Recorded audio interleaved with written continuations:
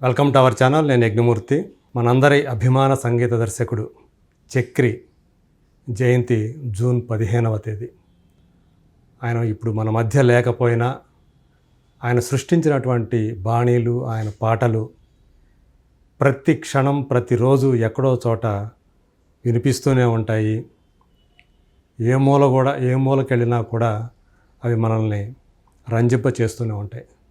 ప్రతి ఏటా ఆయన జయంతి సందర్భంగా అభిమానులు సేవా కార్యక్రమాలు నిర్వహిస్తుండటం రివాజు. ఈ సంవత్సరం కూడా షామీర్పేటలో, హైదరాబాద్ శివారులోని షామీర్పేటలో ఆయన అభిమానులు రక్తదాన శిబిరాలు ఏర్పాటు చేశారు. మరికొన్ని సేవా కార్యక్రమాలు నిర్వహిస్తున్నారు. సో ఆయనకు వారసుడుగా ఆయన తమ్ముడు మహిత్ నారాయణ కూడా తను కూడా సంగీత దర్శకుడై సరిగ్గా 10 ఏళ్ల క్రితం 2014లో లవ్ యూ బంగారం అనే సినిమా ద్వారా సంగీత దర్శకుడిగా పరిచయమై తొలి సినిమాతోటే మంచి గుర్తింపు తెచ్చుకున్నాడు. తర్వాత కాలంలో ఆయన కొన్ని సినిమాలు చేశారు, కానీ పరిశ్రమ నుంచి ఆశించినటువంటి ఆదరణ లభించట్లేదేమో అని చెప్పేసి అనిపిస్తూ ఉంటుంది. సో ఏదేమైనా అప్పటికి కూడా చక్రి జ్ఞాపకాలు, అన్నయ్య జ్ఞాపకాలు, ఆయన్ని గతంలో మనం మాట్లాడడం జరిగింది. తనని ఎప్పుడూ కూడా అన్నయ్య సంగీతం కానివ్వండి, అలాగే అన్నయ్య ప్రభావం కానీ తన మీద చాలా ఎక్కువగా ఉందని ఆయన చెప్తూ ఉంటారు. సో ఈ సందర్భంలో ఆయన గురించి, అంటే అన్నయ్య గురించి, చక్రి గురించి మహిత్ గారు కొన్ని జ్ఞాపకాలు మనతోటి షేర్ చేసుకోబోతున్నారు. నమస్కారం మహిత్ గారు. నమస్తే అండి. అంటే చక్రి తోటి కొంచెం ఎంతో కొంత అనుబంధం ఉన్న వ్యక్తిగా కొంచెం తన పేరు తలుచుకుంటేనే కొంచెం ఎమోషనల్ నాకు కూడా అవుతూ ఉంటుంది. అట్లా ఎమోషనల్ అవుతూ ఉంటాను. ఎందుకంటే పూరి జగన్నాథ్ దగ్గర ఎక్కువ కాలం పనిచేశారు కాబట్టి.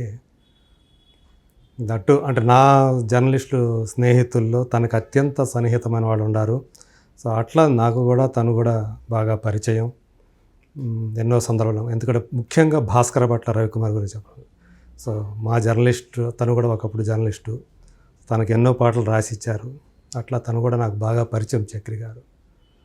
సో ఏమైనా ఆయన తలుచుకుంటే కొంచెం గొంతు కూడా నాది కొంచెం గద్గదికం అవుతుంది అంటారు కదా, అట్లా అవుతూ ఉంటుంది. సో ఎనీహౌ, సో చక్రి తమ్మునిగా సో అన్నయ్య జ్ఞాపకాలు అనేవి మిమ్మల్ని సో ఆయన వెళ్ళిపోయిన దగ్గర నుంచి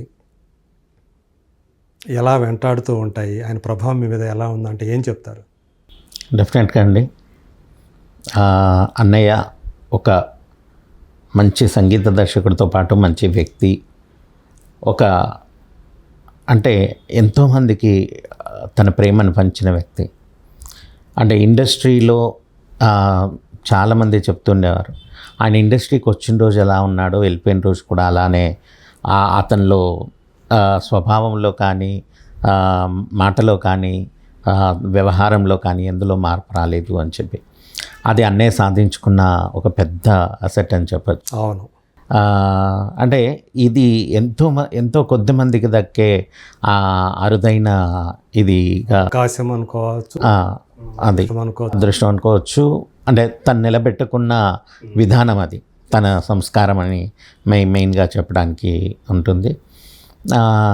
తను ఇండస్ట్రీకి వచ్చినప్పటి నుంచి చాలా కష్టపడ్డారు. అంటే ఏమి ఇన్స్పైర్ చేస్తుంది అన్నయ్యలో, ఏమి మనం దాన్ని తీసుకొని ఎంతోమందికి ఆదర్శంగా దేన్ని తీసుకోవాలి అని చూస్తున్నప్పుడు చాలా విషయాల్ని తీసుకోవచ్చు. అంటే ఒక తమ్ముడిగా నేనైతే అది చాలా ఇదయ్యాను. అంటే ఒక సామాన్య కుటుంబం నుంచి, ఒక నాన్న హెడ్ మాస్టర్, అలాంటి కుటుంబం, సినిమాకి సంబంధం లేని ఏ పరిస్థితుల్లో అసలు సినిమాకి సంబంధం లేని ఒక కుటుంబం, మా కుటుంబ పరిస్థితులు అంటే వేరు, సమాజానికి దగ్గరగా ఉన్నాము, ఆర్ఎస్ఎస్ నాన్న. సో అలాంటి పాటలు అన్నీ ఉన్నప్పటికీ కూడా, దేశభక్తి పాటలు వీటన్నిటిలో ఉన్నప్పటికీ కూడా సినిమా ప్రపంచానికి సంబంధం లేని వాళ్ళం. పూర్తిగా కొత్తనే చెప్పాలి, పూర్తిగా కొత్త. అలాంటిది ఒక స్టెప్ వేయడం, అసలు ఇండస్ట్రీకి వెళ్ళాలి అనే ఒక స్టెప్ వేయడమే అనేది. అంటే తను యాక్చువల్గా పాటలు పాడాలనుకోని కదా, తను మ్యూజిక్ డైరెక్షన్కే వచ్చారండి ఆయన. అంటే పాడేవారు స్టార్టింగ్ నుంచి కూడా, బట్ సంగీత దర్శకత్వం అనేదే ఆయన టార్గెట్ అయితే అది. టార్గెట్ అదే. సో వస్తూనే కొన్ని ప్రైవేట్ ఆల్బమ్స్ చేశారు కదా. సో అలా మ్యూజిక్ డైరెక్టర్గానే ఎంట్రీ ఇవ్వాలనేదే తన మెయిన్ అభిప్రాయం. ఆ విధంగా ఒక స్టెప్ అనేది ఒక సాధారణ కుటుంబం నుంచి ఒక సినిమా రంగానికి రావాలి అని. ఐఎమ్ నాట్ టాకింగ్ అబౌట్ అంటే దీస్ టైం అండి, ఈ టైంలో అసలు సపరేట్. ఆ టైంలో ఒక 20 years బ్యాక్ సినిమాకి ఇండస్ట్రీకి రావడం అనేది అంత ఈజీ కాదు. అవును, ఎప్పుడు ఈజీ కాదు, ఇప్పుడు కూడా ఈజీ అని నేనేం చెప్పట్లేను. ఇప్పుడు కూడా ఎన్నో కష్టాలు పడుతున్నారు చాలామంది, ఎన్నో రకాలుగా ఆఫీస్ మెట్లు ఎక్కి దిగుతూనే ఉంటారు. కానీ ఇప్పుడు అవకాశాలు కొంచెం ఎక్కువ ఉండొచ్చు, కానీ ఆ టైంలో అయితే మరి అసలు ప్రవేశమే కష్టం అనుకున్న పరిస్థితులు అవి. కష్టం. అండ్ ఒకటి అదే మళ్ళీ ఇంకొకటి చెప్పేది ఏంటంటే ఏ నేపథ్యం లేని ఒక ఫ్యామిలీ నుంచి రావడం అనేది. సో అది చాలా ఆయన తీసుకున్న ఒక నిర్ణయం. అంటే ప్రతి ఒక్కరికి నాకే కాదు, ప్రతి ఒక్కరూ ఇన్స్పైర్ చేసుకోవాలి. ఒక వ్యక్తి నుంచి ఏమి ఇన్స్పిరేషన్ తీసుకొని మనం ముందుకెళ్ళచ్చు అనుకుంటే ఆ డైర్ స్టెప్స్, అంటే ఆశయ సాధన కోసం పట్టు వేడవకుండా. నాన్నగారు వచ్చేసి ఆ టైంలో చెప్పారు, నువ్వు ఇక్కడ ఉంటే గవర్నమెంట్ జాబ్, తను రిటైర్ అయ్యి తన గవర్నమెంట్ జాబ్ తనకి ఇవ్వడం కానీ ఊర్లో బట్టల షాప్ పెట్టడం కానీ, ఈ 2 ఆప్షన్స్ ఇచ్చినా కూడా నో చెప్పి అన్నయ్య ఇక్కడికి హైదరాబాద్కి వచ్చారు. వస్తూ ఒక ప్రైవేట్ జాబ్ చేస్తూ ఆల్బమ్స్ చేస్తూ అలా జర్నీ స్టార్ట్ చేశాను. సో అనిపిస్తుంటుంది ఒక్కొక్కసారి నాకే ఇప్పుడు అన్నీ ఉన్నాయి నాకు, అయినా నేను ఎందుకు మూవీస్ ఎక్కువ చేయలేకపోతున్నాను, వెళ్ళి అందరిని ఎందుకు కలవలేకపోతున్నాను అని అది ఇన్స్పైర్ అవుతుంటానండి. బట్ నేను వెళ్ళి కలవకపోవడానికి అంటే వెళ్ళి కలవకపోవడం కాదు, వెళ్ళినప్పుడు కలవడానికి అవ్వట్లేదు. దానికి కొన్ని అవి వేరే రీజన్స్ అనుకోండి. సో అలా తన కెరీర్ని స్టార్ట్ చేసుకొని వితిన్ ఒక 1-2 మూవీస్తోనే గ్యాప్ లేని మ్యూజిక్ డైరెక్టర్గా మారిపోయారు. అంటే తను మళ్ళీ ఇలా వెనక్కి తిరిగి చూడనంత బిజీ మ్యూజిక్ డైరెక్టర్ అయ్యారు. ఆయనకు పాడిన ఏ పాటలు అయితే ఆయన చేశారో అవన్నీ కూడా సూపర్ డూపర్ హిట్స్.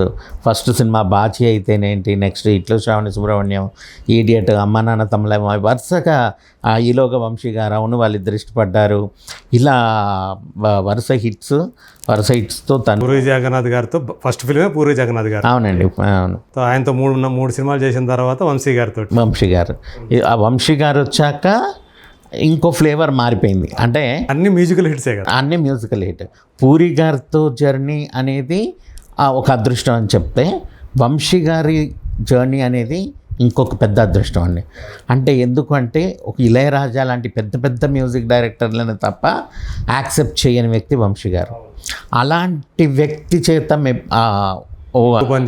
పొంది ఆయన అవకాశం సంపాదించారు, ఆయన దగ్గర సంపాదించి. ఇంకొకటి, అవును వాళ్ళిద్దరు ఇష్టపడ్డారు, వారికి కూడా వంశీ గారికి కూడా అంటే కంబ్యాక్ మూవీ అది. ముందు ఆయన కొన్ని ఫ్లాపులు చూశారు, అంటే మధ్యలో గ్యాప్ తర్వాత మళ్ళీ వచ్చిన మూవీ అవును వాళ్ళిద్దరు ఇష్టపడ్డారు. అలాంటి సినిమా అన్నయ్య రావడం, అదే అన్నయ్యను వారు ఓకే అనుకోవడం, దానికి తగ్గ పాటలు అవన్నీ కూడా హ్యాపీగా. మధ్యలో దొంగరాముడు పార్టీ సినిమా ఫెయిల్ అయినా కానీ మ్యూజికల్గా ఫెయిల్ కాల. అవును, కానీ మళ్ళీ గోపిక గోదావరి అనే సినిమా. అవునండి, అలా సరదాగా కాసేపు కొంచెం టచ్లో ఉంటే చెప్తా, ఇలా వరుసగా చాలా సినిమా 7 మూవీస్ ఏమో వంశీ గారు అనే కాంబినేషన్ నడిచాయి. అదే ఆయనకు అంతగా నచ్చింది కాబట్టి అన్నయ్య మ్యూజిక్ కంటిన్యూగా మళ్ళీ ఆయనతోనే చేశారు. అవునండి, అది వంశీ గారితో. అలాగే పూరి జగన్నాథ్ గారితో ఉన్నటువంటి అన్నయ్యకు ఉన్నటువంటి అనుబంధం, సో ఆయన కూడా కంటిన్యూగా సినిమాలు చేయటం. పూరి అన్నయ్య కూడా ఆల్మోస్ట్ 9 మూవీస్ చేశారు. అవును, అదే ఎక్కువ సినిమాలు చేసింది అన్నయ్య పూరి గారి డైరెక్టర్. అవునండి. సో వాళ్ళిద్దరి అనుబంధం అనేది చూసినప్పుడు కూడా చాలామంది ఎందుకు జగన్ చక్రికే వరుసగా అవకాశాలు ఇస్తున్నారు అన్న, అసలు ప్రతి ఒక్కరండి అందరు అదేదో అంటే విచిత్రంగా అడిగేవాళ్ళు. ఇంటర్వ్యూస్ అయితేనేంటి, బయట జనాలు ఏంటి, ప్రతి ఒక్కరు అనుకునేవాళ్ళు వీళ్ళ బంధం ఏంటి అసలు ఇద్దరిది అని చెప్పి. ఆయనకు తప్ప వేరే వాళ్ళకి ఇవ్వడా జగన్ అవకాశం. అవునండి, నిజంగా ఆ ఇద్దరి కాంబినేషన్ అలా బాగా కుదిరి మంచి హిట్స్ అంటే జగనన్న కూడా మంచి మ్యూజిక్ టేస్ట్ ఉన్న పర్సన్. అండ్ ఆ తీసుకున్న సాంగ్ని ఎలా పిక్చరైజ్ చేస్తే అదంతా ఆయనకి కూడా బాగా తెలుసు. సో దానివల్ల చాలా హిట్స్, ఇద్దరికి మంచి కాంబినేషన్ అయ్యి మంచి హిట్స్ వచ్చాయి. జగన్తో అన్నయ్య అనుబంధం చూసినప్పుడు మీకేమనిపించేది? అంటే ఆ టైంలో అన్నయ్య అలా వరుస వాళ్ళిద్దరి కాంబినేషన్లో అన్ని వరుస హిట్స్ వచ్చేటప్పుడు మీరు అప్పుడు ఏం చేస్తున్నారు? మీకు అంటే జగన్ తోటి పరిచయం ఏమైనా ఉందా మీకు ఆయనతో? అంటే పక్కపక్క ఫ్లాట్స్లో ఉండేవాళ్ళము. అలా పరిచయం తప్పితే మూవీ పరంగా నేను అంటే అన్నయ్య కంపోజింగ్ అప్పుడు వెళ్ళేవాడిని కాదు అప్పుడు. ఓకే.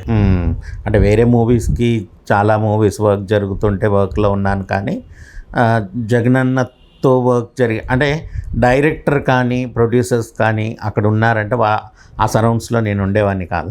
ఎందుకని? అదే అది నాకు ఈరోజు మైనస్ అయింది అనిపిస్తుంది. నేనెందుకులే అని చెప్పి వెళ్ళిపోయేవాళ్ళ మనకేం ఇక్కడ ఏం పని ఉందిలే అంటే అది అన్నయ్య బాధ్యత, అన్నయ్య చూసుకుంటారు. నేను ఏదైనా వర్క్ చూసుకున్నా వర్క్ దగ్గర ఉండేవాడిని అంతే తప్ప వాళ్ళతో పాటు కలవడం, మీటింగ్స్లో వాళ్ళు కూర్చొని మాట్లాడేది అక్కడ నేను అసలు ఎంటర్ అయ్యేవాడిని, పరిచయం చేసుకోవడం కానీ ఏం లేదు అస్సలు. చాలా మందికి చక్రికి ఒక బ్రదర్ ఉన్నాడు అన్న విషయం కూడా తెలియని వాళ్ళు కూడా ఉన్నారు. ఆయనతో బాగా క్లోజ్ అయిన వాళ్ళకి కూడా ఎక్కువ మంది తెలియదు. సో అలా లేకపోతే మీకు మంచి పరిచయాలు ఉండి అంటే ఒక్కటండి, నేను నిజంగా చెప్తున్నాను, పరిచయం లేకపోవడం పక్కన పెడితే నిజంగా మహిత్ దగ్గర స్టఫ్ ఉందా లేదా, అసలు తను ఎలాంటి వర్క్ చేస్తున్నాడు అనేది ఒక డైరెక్టర్కి కానీ ఒక ప్రొడ్యూసర్కి కానీ ఒక హీరోకి కానీ వెళ్ళి నేను ఎందుకు తెలియచేయలేకపోతున్నాను అనేది నాకు కూడా అర్థం కావట్లా. అంటే మీరు ఎక్కువ మంది దృష్టిలో పడట్లేదు 100%. ఎందుకంటేనండి నాకున్న సాంగ్స్ నేను వినిపించిన డైరెక్టర్స్ కొంతమందేనా విన్నవాళ్ళు ఇంత మంచిగా చేస్తున్నావు కదా, నీకు ఎందుకు మూవీస్ లేవు అని అనేవాళ్ళు ఉన్నారు. బట్ అదే నా స్టఫ్ని 10 మందికి చేర్చలేకపోతున్నానేమో, అక్కడేమన్నా నేను ఫెయిల్ అవుతున్నానేమో అనేది కూడా నేను అనుకుంటున్నాను. అంటే మీరు మామూలుగా జగన్ గారు కానీ వంశీ గారు కానీ మీకు పర్సనల్గా వాళ్ళతో పరిచయాలు ర్యాపో లేదా అంతగా? పర్సనల్గా అంటే ఇప్పుడు జగన్ గారికి అప్పుడు అన్నయ్య రోజులు అంటే పక్కనే ఉండేది కాబట్టి మాట్లాడేది అన్నీ ఉండేది. సో తర్వాత ఇంకా నేను వెళ్ళి కలవడానికి అవ్వలేదు. 2-3 సార్లు వెళ్ళాను. ఒక నేనో రకం సాయిరామ్ శంకర్ అన్న సినిమా చేశాను కదా, అందులో సాంగ్ రిలీజ్ చేశారు, అప్పుడు కలిశాను జగన్ అన్నని. అంతేగాని ఇంకా తర్వాత వర్క్ కోసం వెళ్ళి చూపించి వెళ్ళి కలవడానికి అయితే అవ్వలేదు. ఓకే.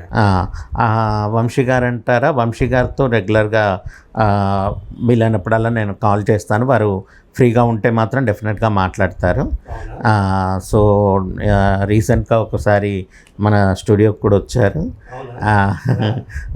నా కావతనే మీరు రమ్మన్నారా, రండి అంటే ఏదో పని ఉందని ఈ పక్కే వచ్చారంట. వచ్చారు వారు కూడా.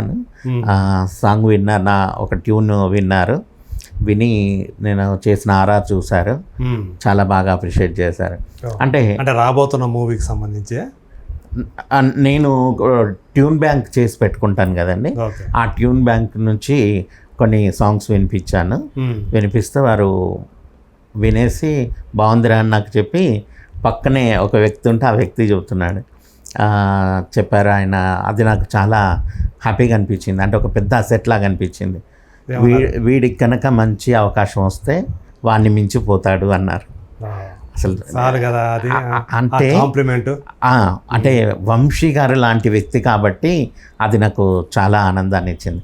ఎందుకంటే ఆయన ఏదో ముఖస్మృతికి దానికి కోసం చెప్పారు, వారు ఏదో ఉన్నా ముక్కుసూటిగా మాట్లాడతారు, కొండ బద్దలు కొట్టినట్టు మాట్లాడతారు, అంతే ఉన్న విషయం చెప్తారు. కాబట్టి ఆయన నోటి నుంచి ఆ మాట విండ అంటే నాకు ఇంకా ధైర్యాన్ని ఇచ్చింది. ఓకే, ఈరోజు కాకుండా నేను ఇంకో రోజు సక్సెస్ అవుతాను. సో అని నా వర్క్ నేను చేసుకుంటూ ఉంటానండి.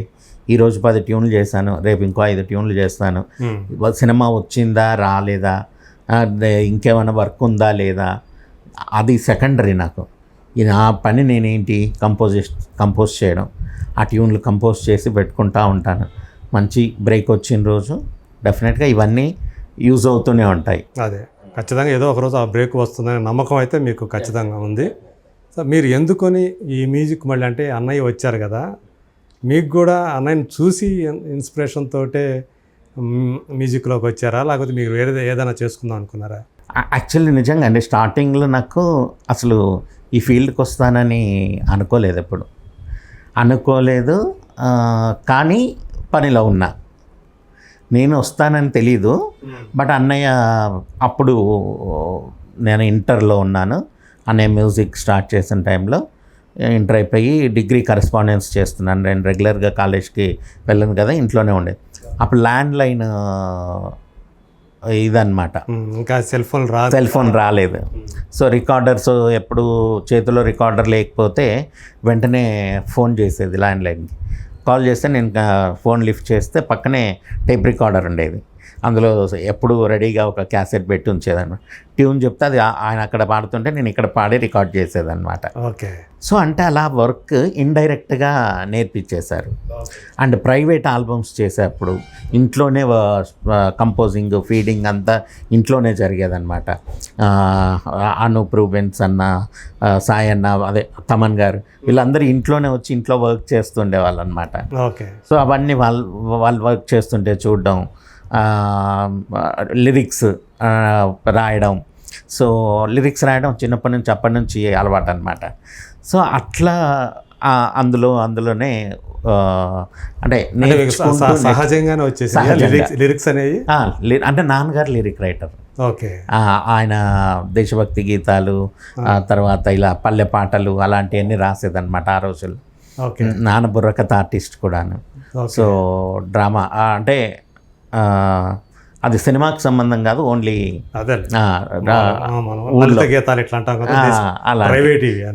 అలాంటి సాంగ్స్ అన్నమాట. సో అలా మీకు కూడా అది అబ్బింది అట్లా.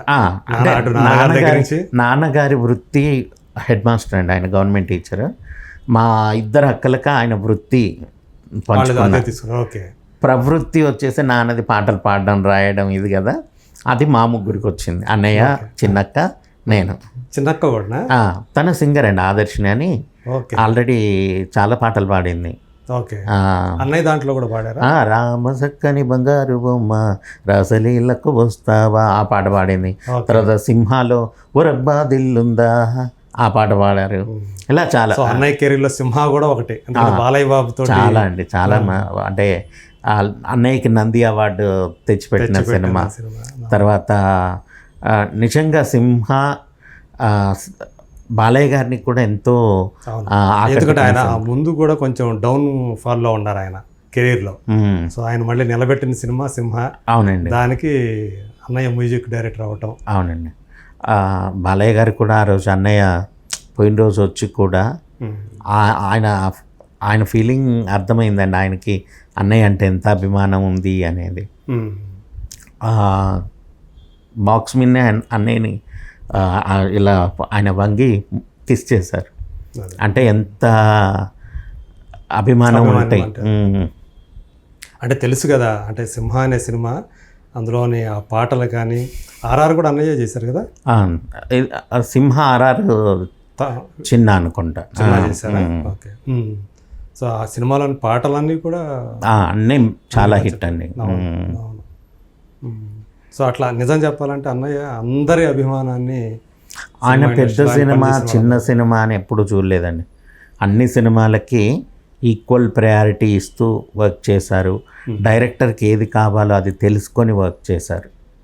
అదే కాబట్టి సో చాలా తక్కువ కాలంలోనే చాలా పెద్ద పేరు ఇది ఒకటండి. అన్నయ్యలు ఇంకోటి అంటే నేను బాగా గమనించిన విషయం, ఒక సినిమాకి పాటలు పొంతన లేకుండా ఇచ్చేవారు. అంటే పూరి జగన్నాథ్ గారి స్టైల్ పూరి జగన్నాథ్ గారు, వంశీ గారి స్టైల్ వంశీ గారు. అలా ఇంకో వేరే డైరెక్టర్ వస్తే ఆ సినిమాకి తగ్గ ఫ్లేవర్తో, ఇప్పుడు చుక్కల్లో చంద్రుడు ఉంది, ఎవరు మన అది వేరే స్టైల్, అదో స్టైల్. మళ్ళీ ఆ సేమ్ టైం సత్యం అనే సినిమా వస్తే అది ఇంకో రకమైన పాట. అంటే దర్శకుడి యొక్క అభిరుచిని బట్టి వాళ్ళకి ఏ అభిరుచికి ఏది కావాలనేది అది మాత్రం డెఫినెట్గా అందించేవారు అన్నయ్య. సో మెయిన్ ఆయన అంత తొందరగా 100 సినిమాలు కంప్లీట్ చేయడానికి 10 ఏళ్లలో కారణం కూడా మెయిన్ అదే ఉంటుంది. అవును. సో ఆయన ఇచ్చిన సంగీతం, అట్లాగే దాన్ని గుర్తించినటువంటి దర్శకులు. అవునండి. సో ఆయన ఇచ్చిన ప్రతి అవకాశాన్ని ఆయన సద్వినియోగం చేసుకోవటం, అందువల్లే మీరు అన్నట్టు సరాసరిన ఏడాదికి 10 సినిమాలు చేసుకుంటూ వచ్చారు. సో అన్నయ్య ప్రభావం మీ మీద ఎలా ఉందంటే ఏం చెప్తారు? స్టార్టింగ్లో అండి అన్నయ్య నేను కంపోజిషన్ స్టార్ట్ చేసినప్పుడు నా ప్రభావం ఉండకూడదురా నీ మీద అని చెప్పేవారు. ఎందుకంటే చక్రి ఉండగా ఇంకో చక్రి అవసరం లేదు అని. అప్పుడు నేను చాలా కాన్షియస్గా అన్నయ్య ట్యూన్స్ ఏవి నాలో రాకుండా జాగ్రత్త పడుతూ కంపోజ్ చేసేది. ఓకే. ఈవెన్ అంటే 10 పాటలు చేస్తే 2 పాటలు అన్నయ్యలానే ఉండేది. ఎందుకంటే ఆయన గురువు కాబట్టి డెఫినెట్గా ఆయన స్టైల్లో ఉండేది. బట్ మిగిలిన 8 పాటలు మాత్రం డెఫినెట్గా వేరేలాగా ట్రై చేసేవాడిని. అదే అంటే మీ బాణీలో, మీ సొంత బాణీలో అన్నట్టు. ఎస్, అంటే ప్రతి ఒక్కరికి ఒక ఇది ఉంటుంది కదండి, ఆ స్టైల్ నా స్టైల్ నాకంటూ ఉంది. బట్ ఎప్పుడు ఇది ఈయన స్టైల్ అని తెలుస్తుంది అని అంటే మనం సక్సెస్ అయినప్పుడు. అదే అంటే నాకు తెలుస్తుంది నా స్టైల్ ఏంటని. జనాల్లో మహిత్ స్టైల్ ఇది అని తెలవాలంటే ఫస్ట్ అంటే నేను సక్సెస్లోకి వెళ్ళినప్పుడే అది తెలుస్తుంది. అదే అంటే మీకు కొంచెం ఆ ఫీలింగ్ ఉందా? ఎందుకంటే యాక్చువల్గా మీ ఫస్ట్ ఫిల్మ్ ఏదైతే ఉందో లవ్ యూ బంగారం, అది సినిమా రిలీజ్కి ముందు దానికి మంచి క్రేజ్ వచ్చింది. అవునండి. కానీ రిలీజ్ తర్వాత అది సరిగా ఆడకపోవటం, అది మీ కెరీర్ మీద ప్రభావం చూపింది అనుకుంటున్నారా? 100% అండి, తప్పకుండా. ఎందుకంటే ఒక సినిమా హిట్ అనేది నాట్ ఓన్లీ మ్యూజిక్ డైరెక్టర్, అందులో పనిచేసిన డైరెక్టర్ కానీ, అందులో పనిచేసిన కెమెరామెన్కి కానివ్వండి, అందులో వర్క్ చేసిన హీరోయిన్కి కానివ్వండి, ప్రతి ఒక్కరికి ఒక సినిమా సక్సెస్ అనేది పేరు తెచ్చిపెడుతుంది. సో ఆ పేరు సినిమా హిట్ అయి ఉంటే ఇంకోలా ఉండేది. మ్యూజిక్ వరకు మంచి పేరు వచ్చింది లవ్ యూ బంగారానికి, నేను అది అగ్రీ చేస్తాను. అంటే దాన్ని మరిచేంతగా బ్యాడ్ టాక్ వచ్చింది సినిమాకి. అది కంప్లీట్ మైనస్ అయిపోయింది అనమాట. కానీ అన్నయ్య మీ మ్యూజిక్ని చూడకుండానే వెళ్ళారనే ఏదన్నా ఇది ఉందా మీకు? లవ్ యూ బంగారం ఆయన ఉండగానే చేశానండి ఫస్ట్ ఫిల్మ్.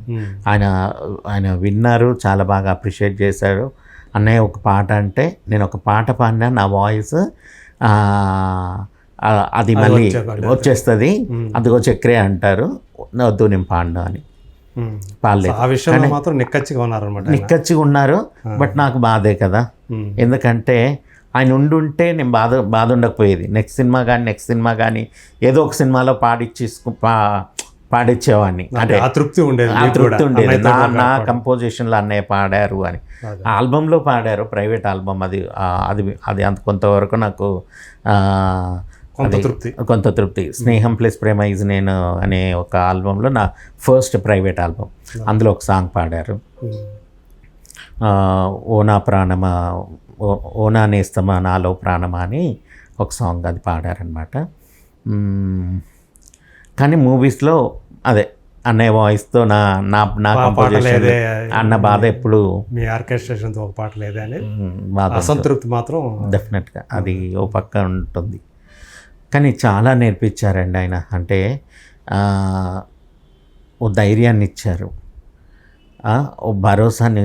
ఆయన ఉన్నన్ని రోజులు అసలు నాకు ఇంకేం వేరే ఉండేది కాదు. ఆయన ఉన్నారు భరోసా, ఇంకెందుకు నేను 10 మందిలో కలవడానికి వాళ్ళను ఇప్పుడు ఇంతకుముందు చెప్పాను కదా, డైరెక్టర్లను పరిచయం చేసుకోవాలి, ప్రొడ్యూసర్లను పరిచయం, ఇవి ఉండేది కాదు. అన్నయ్యటికి అన్నయ్య ఉన్నారు అన్న భరోసా ఉండేది. తన పుట్టినరోజు వచ్చినప్పుడు అలా కూడా మమ్మల్ని పిలిచేవాళ్ళు కదా, అందరినీ పిలిచేవాళ్ళు. ఆయన చేసే కార్యక్రమాలు ఒక్కొక్కసారి ఒక్కొక్క ఇన్నోవేటివ్గా ఉండేదన్నమాట. అంటే ఒకసారి ప్లాస్టిక్ నివారణ మీద చేసేవాళ్ళు, ఒకసారి వాక్ ఫర్ బెటర్ సొసైటీ అని చెప్పి చేసేవాళ్ళు, తర్వాత బ్లైండ్ పీపుల్తో ఆర్కెస్ట్రా ప్రోగ్రామ్స్ చేసేవాళ్ళు. బ్లడ్ డొనేషన్ క్యాంప్ అనేది ఎవ్రీ ఇయర్ జరుగుతూ ఉండేది. కొంచెం అదే ఆ సామాజిక బాధ్యత అనేది ఫీల్ అయ్యేవాళ్ళు ఆయన. అవునండి. అంటే ఇది ఫ్యామిలీ నుంచి వచ్చిందేనండి. నాన్నగారు చాలా అలాంటి నేచర్ అన్నమాట. తనకున్న ఉన్న దాంట్లో చేయాలి, ఎంతో కొంత సాయం చేయాలి అనేది తన నాన్న పెంపకం.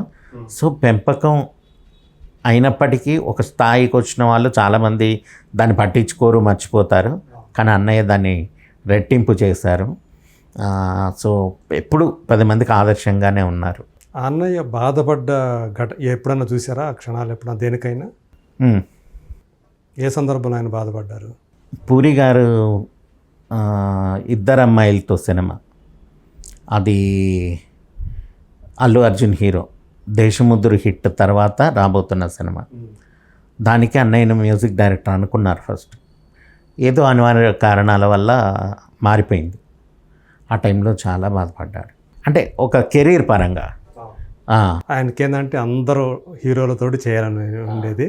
కొంతమంది పెద్ద హీరోలతో చేయలేకపోయిన వెలితి మాత్రం చాలండి. అదొకటి చిరంజీవి గారితో చేయలేకపోవడం అయితే ఆయన నిజంగా ఆయన తీరని లోటు అది.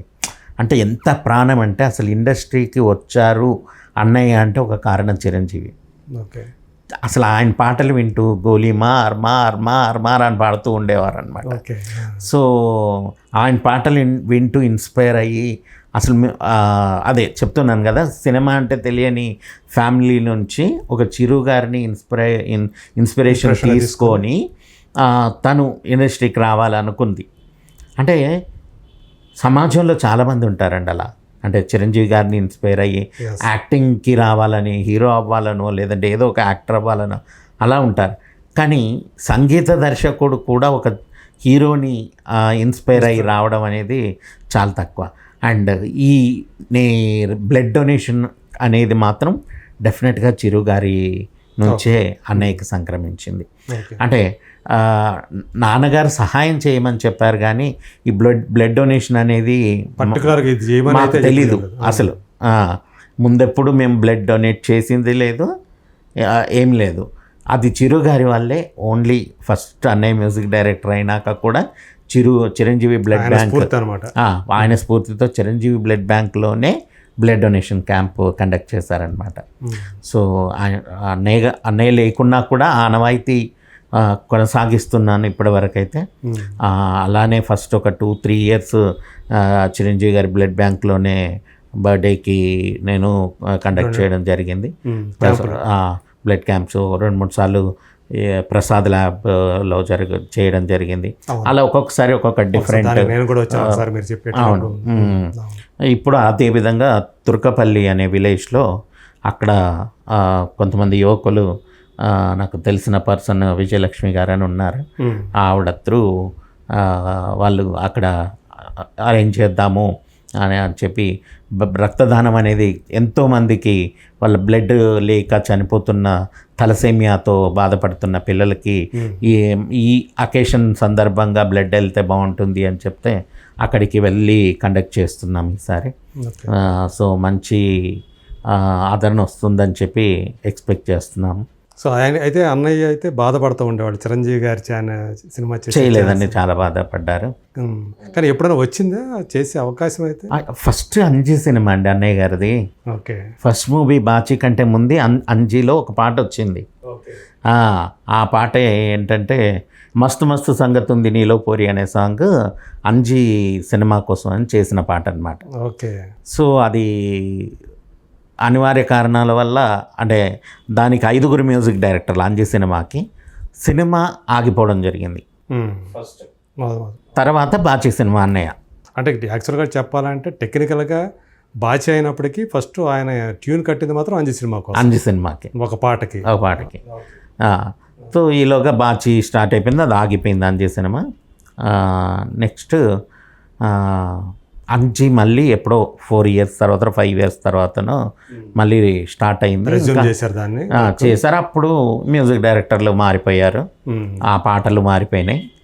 ఈలోగా ఆ పాట మ్యూజిక్ డైరెక్టర్ మారిపోవడానికి కారణం ఎవరో అప్పుడు అది తెలియదండి, అంత డెప్త్గా తెలీదు. బట్ ఆ టైంలో అదే బాధపడ్డే నా సందర్భాల్లో అదొక నోటికి వచ్చి లాక్కున్నట్టు అయిపోయింది. అంతే కదండి.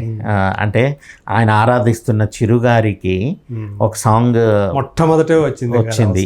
అలాంటి ఆపర్చునిటీ పోయినందుకు చాలా బాధపడ్డారు.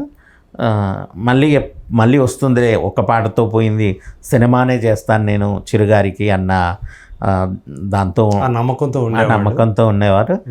అన్నయ్య మంచి ఎదిగిన టైంకు చిరుగారు సినిమాలు ఆపేశారు, రాజకీయాల్లోకి వెళ్ళారు. సో అట్లా ఆయన తోటి చేసే అవకాశం కుదరలేదు. ఈ లోపల ఆయన ఇవ్వడం, లేదంటే చిరుగారు కంబ్యాక్ మూవీస్లో కంపల్సరీగా అనుకున్నట్టయితే ఖచ్చితంగా చేసి ఉండేవారు. అదే. సో ఆయనకి మాత్రం అసంతృప్తి ఉండిపోయింది.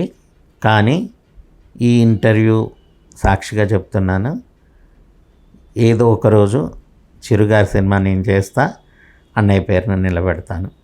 ఇది ఏదో అంటే మాట్లాడడం కాదండి, డామ్ షూర్గా చెప్తున్నాను, ఆత్మవిశ్వాసం, గ్యారంటీ. అంటే ఫస్ట్ నేను ఒక 2 సక్సెస్ కొట్టి, ఇప్పుడు అంటే డైరెక్ట్ చిరుగారి దగ్గరికి వెళ్ళి నేను సినిమా చేస్తా అంటే ఎవరు ఇవ్వరు. ఈలోగా నేను సాధించే కొన్ని ఉన్నాయి, అవి సాధించి దెన్ అప్పుడు వెళ్ళి నేను కొట్లాడో ఏం చేసో వారితో ఒప్పించుకొని డెఫినెట్గా చేస్తాను. అది అన్నయ్య బర్త్డేకి డెఫినెట్గా అదొక ఒక ఇయర్కి నేను ఇచ్చే గిఫ్ట్. ఖచ్చితంగా ఆ రోజు రావాలని నేనైతే మనస్ఫూర్తిగా కోరుకుంటాను. సో అన్నయ్య మరణం అనేది మీ జీవితాలని ఎలా ప్రభావితం చేసిందంటారు? చాలా అండి, చెప్పాను కదా, ఆయనే ధ్యేయం, ఆయనే లక్ష్యం, ఆయనే భరోసా అనుకున్న నన్ను, నాకు తెలిసి మీకు అన్ని సర్వస్వం ఆయనే సర్వస్వం అనుకున్న నేను, అంటే ఒక గూడు లేని పక్షి పిల్ల అంటారు చూడండి, అది ఎలా అయిపోతుందో అలా అయిపోయానండి. అంటే దిక్కుతోచని స్థితిలో పడిపోయారు మీరు. మనిషి లేడన్న బాధ ఒకటైతే, అసలు ఏంటిది, ఏం చేయాలి, అసలు అన్ని విధాల మంచిగున్న వాళ్ళకే ఒక తోడు లేదు అంటే ఎంత ఇది ఉంటుందో తెలుసు కదండి. అలాంటిది ఇలాంటి స్థితి నుంచి నేను ఏం చేయాలి ఇప్పుడు, అసలు ఎలా నేను ఎదుర్కోవాలనేది నాకు అర్థం కాలేదండి. ఆ పరిస్థితులు రోజు రోజుకి ఓ రకంగా మారిపోతున్నాయి. అలాంటి టైంలో మరి ఆయనే భుజం తట్టారో ఏమో తెలియదు. ఉన్నప్పుడు భుజం మీద ఒక చెయ్యేసి ఫోటో ఉంటుందండి, నా ఇప్పుడు స్టూడియోలో కూడా ఎదురుగా ఉంటుంది ఆ ఫోటో. ఆ ఫోటోలో కనుక ఎలా వెనక నుంచి ఎలా వేసి చెయ్యేసి నా భుజం మీద పెట్టొచ్చారో, అలానే నన్ను ఆ చెయ్యి పెట్టి నడిపిస్తున్నా. ఆ ధైర్యాన్ని తెచ్చుకున్నాను. ఎందుకు అంటే నా అన్నయ్య ఈరోజు ఒక నిందతో వెళ్ళకూడదు. అది ఆయన ఆయన ఆయన ఎప్పటికీ ఎన్నో అంటే జనరేషన్స్ మారిన కొన్ని జనరేషన్స్ వరకు ఉంటుంది, అయిపోతుంది. ఆయన ఎన్నో జనరేషన్స్ నిలబడి ఉండాలంటే నేను నిలబడాలి. అంటే ఈరోజు నేను స్ట్రాంగ్ అవ్వాలి అని తెచ్చుకొని నాకు నేను కొన్ని లేని ధైర్యాన్ని తెచ్చుకొని, అదే ఆయన ఇచ్చిన ధైర్యమే అది, బట్ దాన్ని నేను తెలుసుకొని ముందుకు నడుస్తూ ప్రయత్నాలు అనేది స్టార్ట్ చేశానండి. మీ కుటుంబం మీకు కానీ కుటుంబం ఆల్వేస్ అండి, నా అక్కలు అసలు ఆల్వేస్ వాళ్ళు లేనిది ఈరోజు నేను లేను అనుకోండి, అది 100%. మదర్కి హెల్ప్ చేస్తూ నన్ను అన్నీ చూసుకుంటూ అలా చేసుకొని వచ్చారు. సో అన్నయ్య లేని లోటు అంటే మీకు అన్నయ్య అన్ని అమ్మా నాన్నలకి తను ఏదైతే చేయాలనుకున్నాడో, మీకు ఏదైతే చేయాలనుకున్నాడో అవన్నీ కూడా ఆ బాధ్యతలు అప్పటికి నిర్వర్తించారా, ఆయన నెరవేర్చారా? అంటే ఏ పరంగా అండి? మిమ్మల్ని అందరూ, అంటే మీ పరిస్థితి తెలుసు కదా, తమ్ముడిని సెటిల్ చేయాలి, అదే అవే ఏం జరగలేదండి. మ్మ్. అంటే ఫినాన్షియల్ సెటిల్మెంట్ అంటే ఆయన పోతాను అనుకోలేదు, అనుకోలేదు కదా, అర్ధాంతరంగా జరిగింది, అర్ధాంతరం కాబట్టి అనూహ్యంగా అది. ఆయన అనుకోలేదు. సో తర్వాత మ్యూజికల్ సెటిల్మెంట్ అనేది ఆయన తీసుకొచ్చిందే. నువ్వు ఎక్కడ ఎందుకు వేరే ఏం చేయొద్దు, మ్యూజిక్ డైరెక్టర్గా మన నెక్స్ట్ జనరేషన్కి నా వారసుడు కావాలి అంటే నువ్వు మ్యూజిక్ చేయాలి అని చెప్పి ఇండస్ట్రీకి తీసుకొచ్చింది అతనే. కాబట్టి ఆయన చేయాల్సినవి చేసినట్టే. ఓకే, ఇక చేయాల్సినవి మాత్రం ఆయన చేయడానికి ఛాన్స్ లేకుండా ఆయన ఎర్లీగా వెళ్ళిపోవడం. ఓకే, లేదంటే ఆయన ఉండుంటే ఈరోజు నా పరిస్థితి వేరేలాగా ఉండేది. అదే 100%. మీ పేరెంట్స్ పరిస్థితి ఏంటి? ఫాదర్ లేరు, మదర్ నేను, ఇద్దరమే. నాన్నగారు ఎప్పుడు? అన్నయ్య కంటే ముందు బిఫోర్ 2 years. అన్నయ్య 14 అయితే నాన్న 12, 2012. ఓకే, సో ఇప్పుడు మీరు అమ్మగారు మీరేనా ఉండేది? అవునండి. సో ఒకరికి మీరు ఇప్పుడు మీరే అనమాట, ఒకరికి ఒకరు తోడైతే. సో అమ్మగారికి ధైర్యం ఇస్తుంటారా మీరు అమ్మగారికి ధైర్యమా లేకపోతే మీకే ఆమె ధైర్యమా?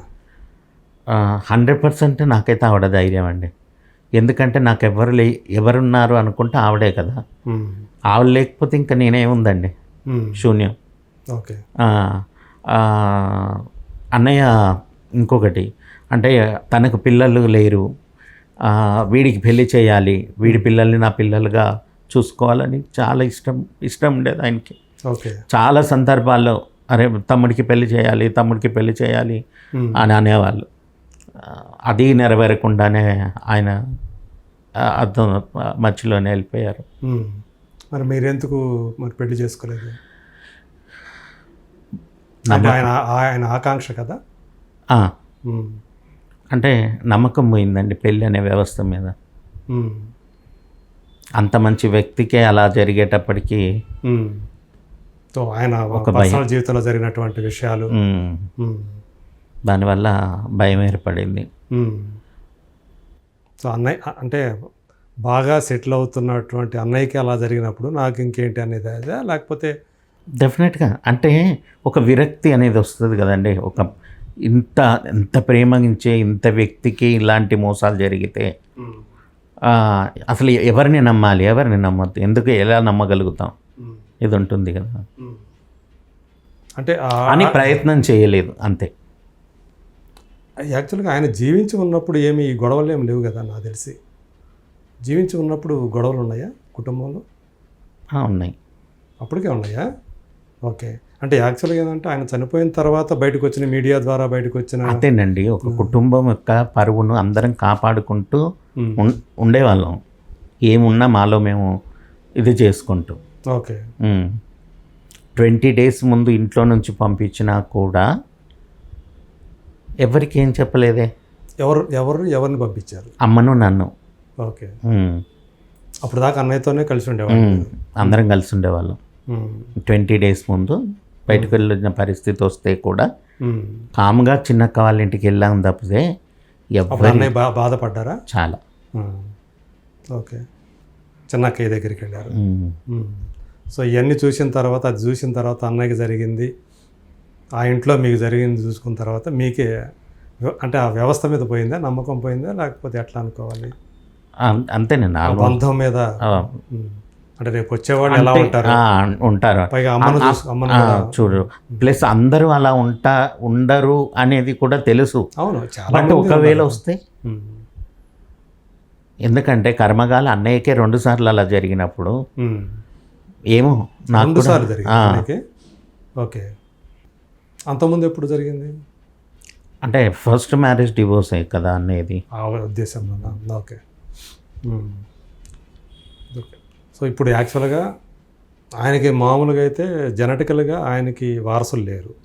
సో మీరు తోడబుట్టిన వాళ్ళే మీరు ఆయనకు వారసులుగా ఈ రంగాన్ని ఎంచుకొని ఆయన పేరు నిలబెట్టడం కోసం కృషి చేస్తున్నారు మీరు. సో ఎప్పటికైనా సరే దాన్ని సాధిస్తాను అనే ఒక గట్టి నమ్మకం. అంటే ఇప్పుడు మీరు చెప్పారు కదా, ఇది చాలా చిన్నదండి. నేను నా మాటలు చెప్పాను, మాటలు చెప్పాను. అన్నయ్య అని పేరును ఎలా చేయాలి అనేది అన్నీ నాకు ఒక అంటే ఒక హ్యూజ్ స్కెచ్ వేసి పెట్టుకున్నానండి. అంటే ఏంటి మీకు అన్నయ్య ఒక దేవుడా ఏంటి, అంత అన్నయ్య మీద అది ఇది పెట్టుకున్నారు అంతేనా? ఎక్కువండి, దేవుడి కంటే ఎక్కువ. దేవుడు నాకేం చేస్తాడని చూస్తాను తప్ప దేవుడికి నేనేం చేస్తానని చూడం కదా. కానీ అన్నయ్యకి ఇప్పుడు నేను ఏం చేయాలని చూస్తున్నా. ఆయన పేరు మీద యూనివర్సిటీ కావాలి. ఓకే. ఆయన యూనివర్సిటీలో ఎంతోమంది సంగీత కళాకారులు రెడీ అవ్వాలి. ఓకే. అలాంటిది నేను చెయ్యగలగాలి అంటే నేను ఫస్ట్ సంగీత స్టేబుల్ అవ్వాలి. అంతే, సంగీత విశ్వవిద్యాలయం. ఓకే. నేను చెయ్యాలి అంటే ఫస్ట్ నేను స్టేబుల్ అవ్వాలి. నేను అయినప్పుడు ఆ మాటకు విలువ ఉంటుంది. ఈరోజు చెప్తే ఏదో అన్నట్టే ఉంటుంది. కరెక్టే, అవును.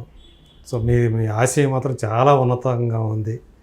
సో ఈ సినిమాల కంటే కూడా అది గొప్ప ఆశయం కదా. అదే గొప్ప ఆశయం. అవును.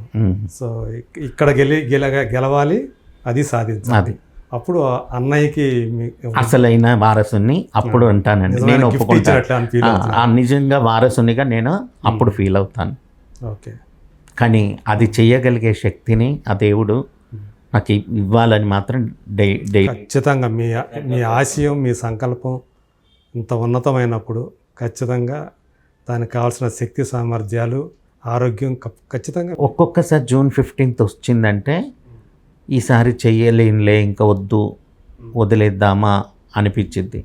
నేను ఈ చిన్నదాన్నే వదిలేస్తే రేపు నా ఆశయ సాధన ఎవరు చేస్తారు? దానికి అది బ్రేక్ అన్నట్టే కదా అనిపించిద్దండి ఒక్కొక్కసారి. మళ్ళీ అప్పటిదప్పుడు శక్తిని తెచ్చుకొని ఏమన్నా చేయాలి అంటే కరోనా టైంలో కూడా అంటే వర్క్స్ లేవు, మనం ఇది చేసుకోవడమే ఆ టైంలో గొప్ప. అలాంటి టైంలో ఏం చేయాలి అనుకున్నప్పుడు మళ్ళీ సిస్టర్స్ మేము అందరం కలిసి కొన్ని అన్నీ చేసుకొని ఇండస్ట్రీలో ఎవరైతే నీడెడ్ అనుకున్నారో లిరిక్స్ పరంగా కానివ్వండి, లేదంటే సింగర్స్ కానీ ప్లేయర్స్ కానీ ఇలాంటి ఒక 100 మందిని చూస్ చేసుకొని ఆయన బర్త్డే రోజు అందరికీ గ్రాసరీస్ ఇవ్వడం అలాంటివి చేయడం జరిగిందనమాట. సో ఎప్పుడైనా మీకు అంటే శారీరకంగా మీకు ఏదైతే ఒక వైకల్యం ఒకటి ఉందో అది ఎప్పుడైనా అడ్డంకి అనిపించిందా? ఈ మీ ఆశయ సాధనలో, ఈ సంగీత సాధనలో ఎప్పుడన్నా మీకు అది ఒక అడ్డంకి అనిపించిందా మీకు? నా ఆశయ సాధనకి ఎప్పుడు అనిపించదు, నా కంపోజిషన్కి ఎప్పుడు అడ్డు అనిపించదు. నా ఒక ట్యూన్ నేను ఒక సినిమా చేస్తుంటే నాకు ఎప్పుడు అనిపించదు. కానీ ఒక సినిమా తెచ్చుకోవడానికి నేను చేసే ప్రయత్నాలు ఉన్నాయి చూడండి, అప్పుడు మాత్రం ఇది అడ్డవుతుందండి. ఓకే. అంటే ఎక్కువ తిరగడానికి అంటే నిజంగా ఇది ఉందో లేదో నాకు తెలియదు, కానీ నాకు ఉందేమో అనిపిస్తుంది. అంటే ఇతను చేయగలడా అనేది అక్కడ ఇండస్ట్రీలో ఉన్న పీపుల్కి ఒక సందేహం లాగా, ఒక డౌట్ లాగా ఏమన్నా ఉందా ఏమో అనేది నాకు. ఎందుకంటేనండి 10 మంది ఇప్పుడు ఫర్ ఎగ్జాంపుల్ నేను కాల్ చేస్తే వద్దులేండి మీరు రావద్దు మేము వస్తామంటారు. ఓకే. వాళ్ళు రారు. ఇక్కడే తెలిసిపోతుంటుంది మనకి. అంటే వాళ్ళని బ్లేమ్ చేయడం కాదు, సో వాళ్ళ మనసులో నేను ఇంకా స్థానాన్ని ఆ నమ్మకాన్ని నేను తెచ్చుకోలేదేమో అనిపిస్తుంది. ఇవాళ చాలామంది ఇలాంటి ఏదైతే వైకల్యంతో అది మన చేతిలో లేదు, ఎప్పుడు ఏమవుతుందో కూడా తెలియదు. మధ్యలో కొంతమంది పుట్టుకతో రావచ్చు, కొంతమంది మధ్యలో రావచ్చు, ఏదైనా జరగచ్చు. కానీ సంకల్పం ఉంటే ఈ వైకల్యం అనేది దేనికి అసలు అడ్డే రాదు అని చెప్పి ఎంతోమంది నిరూపించుకున్నారు. ఎన్నో కథలు మనకుండే, ఎన్నో నిజాలు మనకుండే, వాస్తవ గాథలు మన ముందు ఉన్నాయి. సో మనం అంటే నాకు వాళ్ళు వచ్చి నిజంగా నా కంపోజిషన్స్ విని బాగాలేదండి, నచ్చలేదు, మీరు ఇంకా బెటర్గా చెయ్యండి అని చెప్పుంటే అది ఐ డెఫినెట్లీ అగ్రీ. నా ఫాల్ట్ అని డెఫినెట్గా నేను అగ్రీ చేస్తా. ఎందుకంటే నా దగ్గర ఉన్న 3000 ట్యూన్లు ఉన్నాయి. ఓకే. 3000 ట్యూన్లు ఒక ఎత్తు, నేను ఏదో ఒక సినిమాకి ఇచ్చిన ట్యూన్స్ వేరు, అది ఆ సినిమాకి మాత్రము ఆ పాత్రలకు సంబంధించి మాత్రమే నేను చేయగలుగుతాను. ఇప్పుడు ఒక హీరో వచ్చాడండి, ఎవరు, ఒక కొత్త హీరోకి నేను చిరంజీవి గారి లెవెల్లో పాటలు ఇస్తే వాళ్ళు పిక్చరైజ్ చేస్తారా? అసలు దాన్ని ప్రమోషన్స్ చేస్తారా? ఆ పాట అక్కడే ఉంటుంది. సో సందర్భాన్ని బట్టి, కథని బట్టి సో మనం ట్యూన్స్ అనేవి కట్టడం అంతే కదా, సందర్భానుసారం అనేది అందుకుని సందర్భానుసారం వచ్చే పాట. మంచి స్టోరీ ఉన్న సినిమాలు కానీ అలాంటి ఇంకా నాకు ఎందుకు రావట్లేవు అనేది నా ఇక్కడ బాధ. సో నాకు తెలిసి అంటే నేను అనుకోవడం మాత్రం నా నమ్మకం కూడా మీరు ఏదైతే నమ్మకంతో ఉండారో ఖచ్చితంగా దానికి తగ్గట్టు ముందు రాబోయే రోజుల్లో ఒక్క ఖచ్చితంగా వస్తాయి. నమ్మకమేనండి నా దగ్గర ఉంది. వేరే ఎందుకంటే మన వంశీ గారు వచ్చారు కదా, సో అట్లాగే సో ఆయన ఎందుకు వచ్చారో తెలీదు, సో వచ్చారు మొత్తానికి. నిజంగా అండి, నాను అదే. కుంగిపోతున్న టైంలో ఆయన వచ్చారు, ఒక్క మాట అన్నారు, వాడు వీడికంటే బాగా చేయగలడన్న నమ్మకం అనిపించింది అది చూసాక అని. సో అది మనకు మీకు అది నాకు చాలా పెద్ద ఏనుగుల శక్తినిచ్చినట్టే. అంతే అండి. సో ఖచ్చితంగా అదే బలంతో ఖచ్చితంగా మీరు నిత్యమైన అంటే సంకల్పం పెట్టుకోండి, ఖచ్చితంగా మీరు అనుకున్నది జరుగుతుంది. ఏమో చిరంజీవి గారితో ఖచ్చితంగా సినిమా చేసే అవకాశం అన్నయ్యకి రాకపోయినా మీకు రావచ్చేమో, చెప్పలేము, భవిష్యత్తులో ఏం జరుగుతుందో చెప్పలేం. కానీ ఆ సంకల్పం మనం మాత్రం ఉంటే ఏమండి, ఒకరోజు మొన్న ఈ మధ్య ఏ సినిమా చిరు గారిది లేటెస్ట్ మూవీ వాల్తేరు వేరే వీరు మన మణి గారి కొడుకు చేశారు. అవును, ఆయన అనుకున్నాడా చేస్తానని? అంతేగా. అవును. సో నాకు అలాంటి అవకాశం డెఫినెట్గా వస్తుంది, రాబోతుంది. నేను పేర్లు కూడా సిమిలారిటీస్ ఉన్నాయి. మన పేరేంటి? మహతి సాగర్. అవును, నేను మహిత్. అందుకనే మహతి స్టూడియో అని పెట్టుకున్నాడు కదా. థ్యాంక్ యూ మహిత్ నారాయణ గారు. సో అన్నయ్య చక్రి గారి జ్ఞాపకాలని అలాగే ఆయన ఆశయాల్ని